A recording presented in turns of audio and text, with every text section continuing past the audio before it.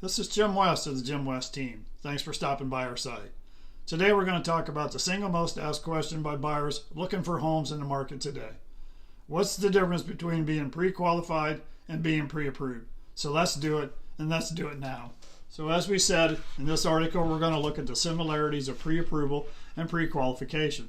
The differences between pre-approval and pre-qualification. Which one should you get?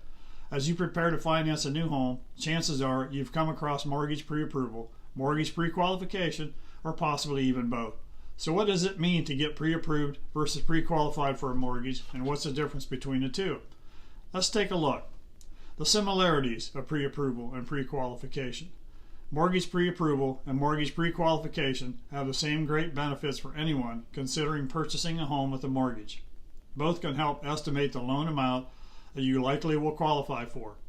This can help you save time by starting your home search by only looking at homes that you know will fit into your budget. It will also prevent the frustration of finding that house that you wanted to buy but is actually out of your budget. I've seen it too many times. Regardless of whether you have a pre-approval letter or a pre-qualification letter, both can help show sellers that you're a serious contender when submitting your offer.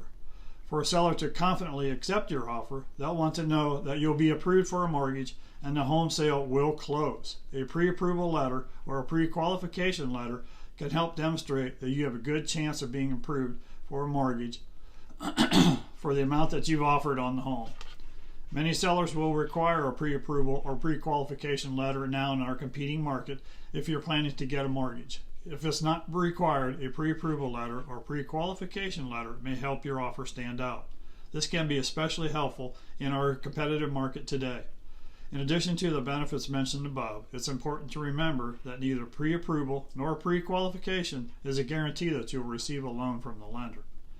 You are also not obligated to get a mortgage from that lender who pre-approved or pre-qualified you. While many home shoppers opt to apply for a mortgage with the lender who pre-qualified or pre-approved them, you should always shop around before applying for a mortgage. The differences between the two, the pre-approval and pre-qualification. According to the Consumer Finance Protection Bureau, which you should go check out their site, there is often not a lot of difference between pre-approval and pre-qualification. Sometimes lenders use the terms pre-qual and pre-approval interchangeably, and different lenders might have a different definition for each, but generally, here's how the two may differ. Pre-qualification is often seen as a first step in the mortgage process, and pre-approval is the next step. With pre-qualification, you'll supply an overview of your financial history to the lender, including income, assets, debts, and credit score. The lender will review this information to give you an estimate of what you would qualify for. Mortgage pre-qualification doesn't always require documentation of your financial history. It can often be self-reported.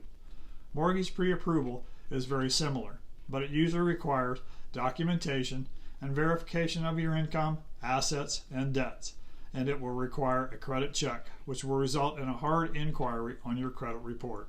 Which one should you get?